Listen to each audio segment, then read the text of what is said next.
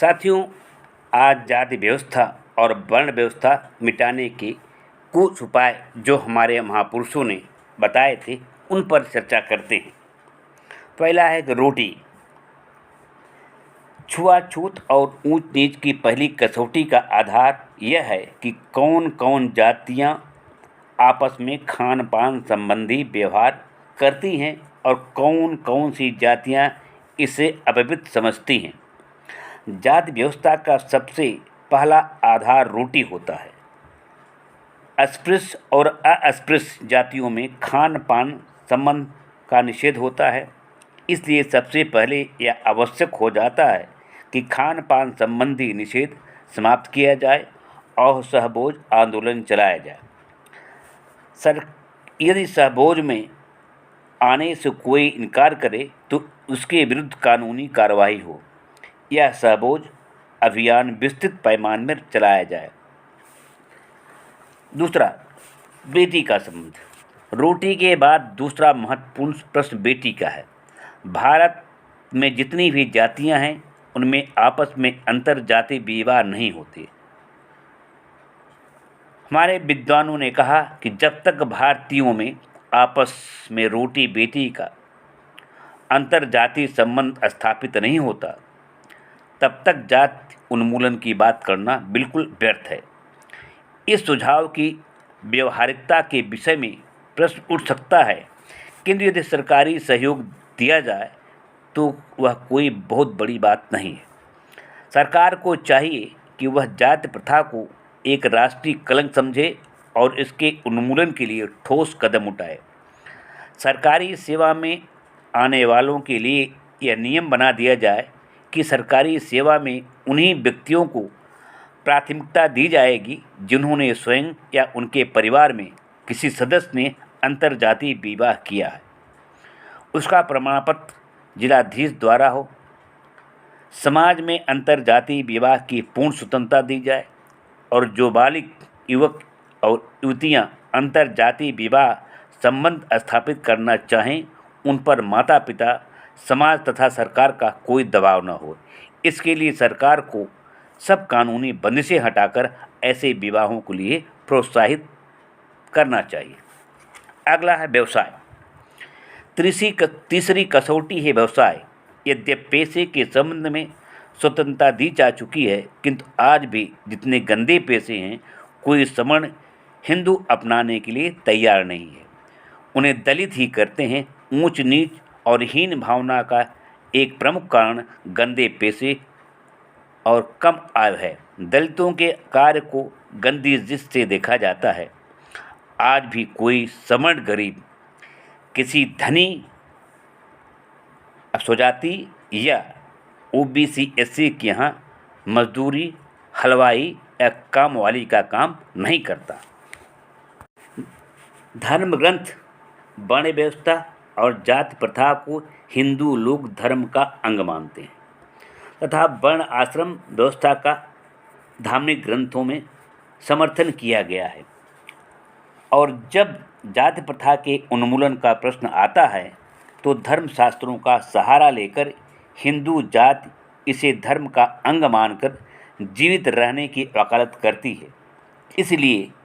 इसीलिए यह आवश्यक है धार्मिक ग्रंथों में सुधार किया जाए और जहाँ जहाँ पर वर्ण व्यवस्था का वर्णन किया गया है उन अंशों को निकाल दिया जाए, या जो पुरोहित की पुस्तकें जाति भेद, छुआछूत के समर्थन में लिखी गई हैं उन्हें अमान्य घोषित कर उनके प्रकाशन और पाठन पर रोक लगा दी जाए, क्योंकि सारा जातिवाद और छुआछूत इन पुरोहितों की कृपा से ही पनपा है।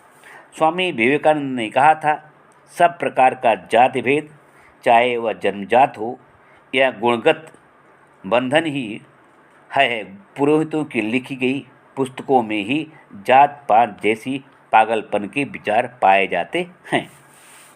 कानूनी व्यवस्था। जब तक इस सामाजिक व्यवस्था को मिटाने के लिए शासन का सहयोग नहीं होगा तब तक इसका मिटाना संभव नहीं है। सरकार को चाहिए कि कड़े से कड़े कानूनों का सहारा ले। सरकारी नौकरियों या किसी प्रकार के लेखे में जात का खाना कालम नहीं होना चाहिए।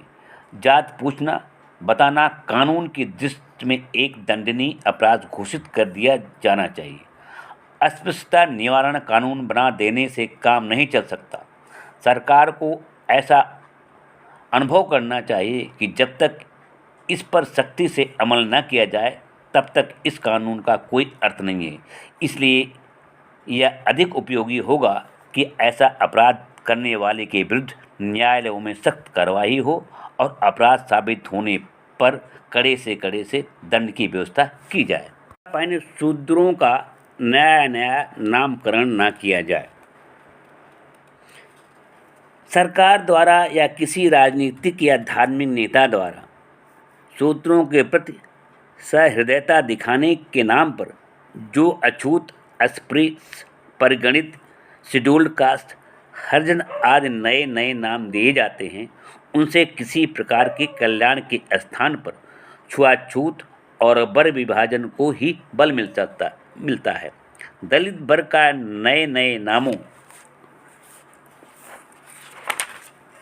से पुकारने से उद्धार नहीं होगा, क्योंकि इससे समाज की धारणा तुरंत यह बन जाती है कि यह वही वर्ग है या वही जाति है जो पहले अछूत या दलित थी।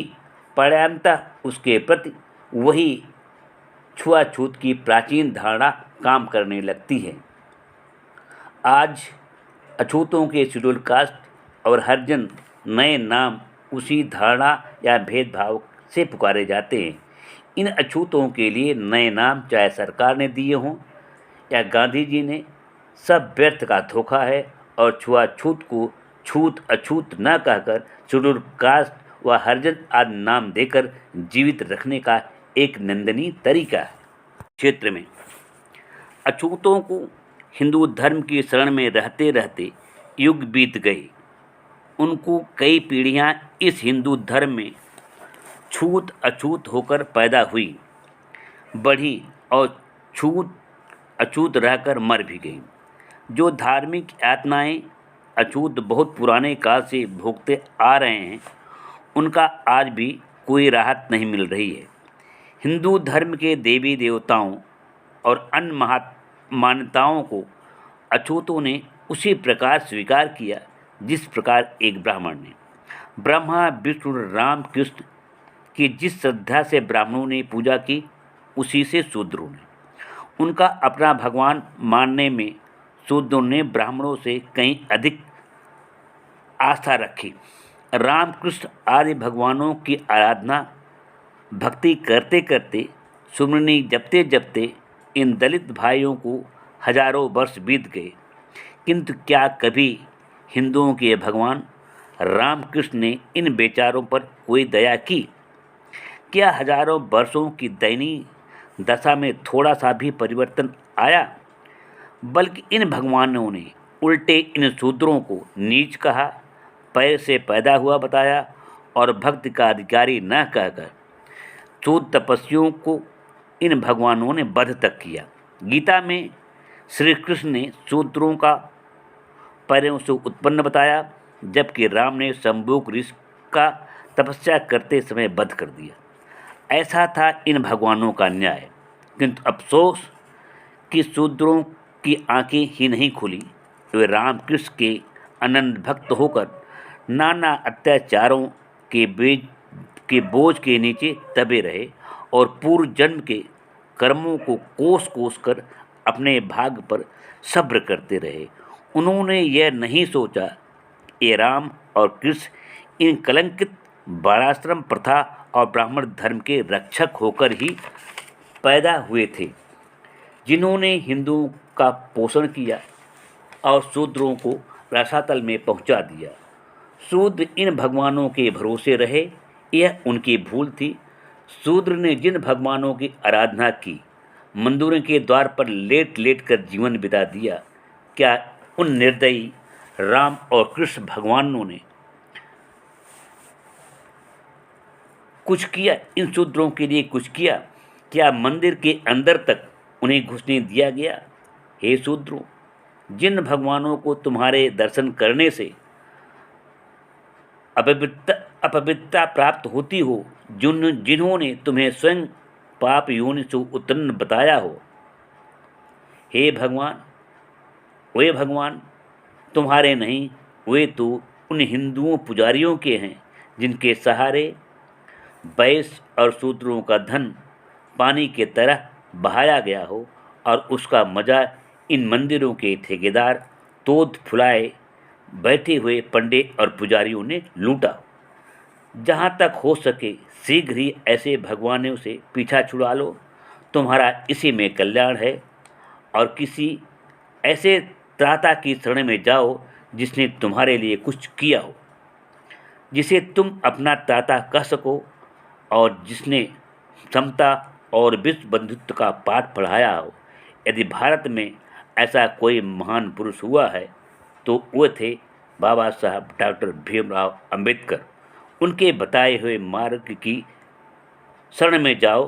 गौतम बुद्ध से भी समता का पाठ पढ़ाते हुए गौतम बुद्ध ने भी समता का पाठ पढ़ाते हुए कहा था, कीट पतंग आदि समस्त प्राणियों में जैसे जाति चिन्ह हैं, वैसे मनुष्य में कोई जाति भेदी चिन्ह नहीं है।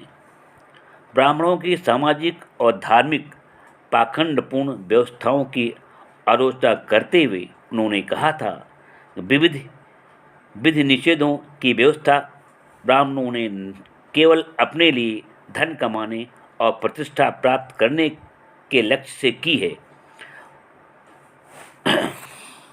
साथियों, हिंदू धर्म का दर्शन संतोष और भाग्यवाद पर आधारित है, कर्मशीलता पर नहीं।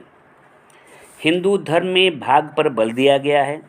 इस धर्म ने यह सिखाया कि जो कुछ तुम्हारे कर्म में लिखा है उतना होकर ही रहेगा। हिंदुओं की जब इस धारणा ने काम किया तो यह सोचना आवश्यक हो गया कि अब भावी प्रबल है तो समय और शुभ कार्य की उपयोगिता ढूंढना और कर्तव्य परायण रहना व्यर्थ है। सांसारिकता में फंसकर नाना कर्मों में दक्षता प्राप्त करना व्यर्थ है, क्योंकि होना उतना ही है और वही है जितना और जो कुछ भाग्य में है। इस भाग्यवाद ने सब कुछ भाग्य पर छोड़कर अकर्मकता ला दी।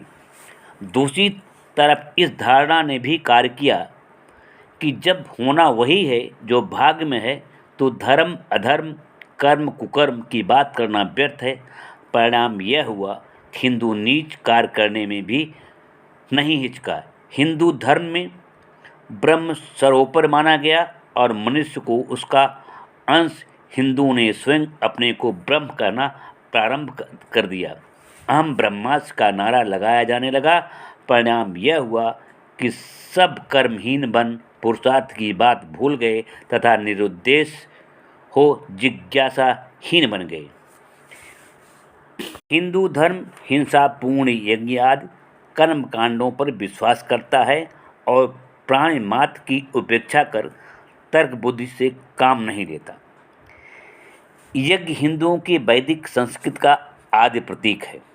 वेदों का आधार यज्ञ है। वेदों में यज्ञ किया और उसके लाभों का जिक्र किया गया है। यज्ञ देवी सहायता पाने का अचूक अस्त्र है। यज्ञ की 52 कलाएं हैं जिनके प्राप्त करने में परमात्मा की प्राप्ति होती है। जहाँ वेद शास्त्रों में यज्ञ का विधान है, वहाँ यज्ञों की विविधताओं की भी व्यवस्था की गई है। पशु यज्ञ, जिनमें अश्वयज्ञ, गौयज्ञ, अजयज्ञ आदि पशु यज्ञों का वर्णन है। उनमें अश्व, गाय और अज के वध का विधान है। नर यज्ञ, जिसमें नर बलि का विधान है। यह वह धर्म है जिसमें दूसरे जीवों की हत्या में अपने कल्याण की कामना की गई है। हिंसा जैसे जघन्य पाप कमाकर अपने पापों के उपचार का ऐसा उल्टा सबक इसी धर्म में सिखाया गया है। यही वह धर्म है जहाँ तर्क की कोई जगह नहीं है। भूत बाधा का भय, मूर्ति पूजा की उपयोगिता, जल पत्थर के देवताओं में प्रतिष्ठा, यज्ञोपवीत तिलक, छाप, कंठी माला में अंधविश्वास, गंगा, गौ, गायत्री की झूठी महत्ता, यज्ञ, पितृ, श्राद्ध और तर्पण, व्रत और उपवास में विश्वास आदि यही धर्म सिखाता है। यही हिंदू धर्म की विशेषता। रिवाज सवर्ण हिंदुओं के रीति रिवाजों का तो इन दलितों के रीति रिवाजों पर गहरा प्रभाव पड़ा ही है, परंतु इनके कुछ रीति रिवाज ऐसे हैं जो सवर्ण हिंदुओं के रीति रिवाजों से भिन्न हैं और उनकी अपनी विशेषता है। बड़े दुख का विषय है कि हिंदुओं द्वारा फैलाई गई जात पात की विभीषिका का रोग इन दलितों में भी फैला हुआ है। सवर्ण हिंदुओं के इस तर्क का कि अछूत भी तो अपनी जातियों में छुआछूत मानते हैं, इसका उत्तर तभी देख सकते हैं जबकि स्वयं अछूतों में जाति प्रथा न हो। इसलिए आवश्यक हो जाता है हिंदुओं से जात पात के भेदभाव को मिटाने की अपील करने से पहले दलित अपने में पाए जाने वाले भेदभाव को समाप्त करें। सबको एक हो जाना चाहिए। दलितों को उनमें पाई जाने वाली खान पान बंद, रीत, जाति बहिष्कार आदि प्रथाएं बंद कर देनी चाहिए। इसके अतिरिक्त तीर्थ, व्रत, त्यौहार, दहेज प्रथा आदि ऐसे रीति रिवाज जो सवर्ण हिंदुओं में पाए जाते हैं, शूद्रों को खत्म कर देना चाहिए। दलितों के चाहिए तीर्थ, व्रत, त्यौहार आदि पर हिंदुओं का अंधा अनुकरण न करें। इसके अतिरिक्त विवाह आदि अवसरों पर दूसरे का अनुकरण कर अपने सामर्थ्य से अधिक खर्च न करें। इसके अतिरिक्त जन्म मरण आदि अवसरों पर भी धन व्यर्थ में व्यय न करें।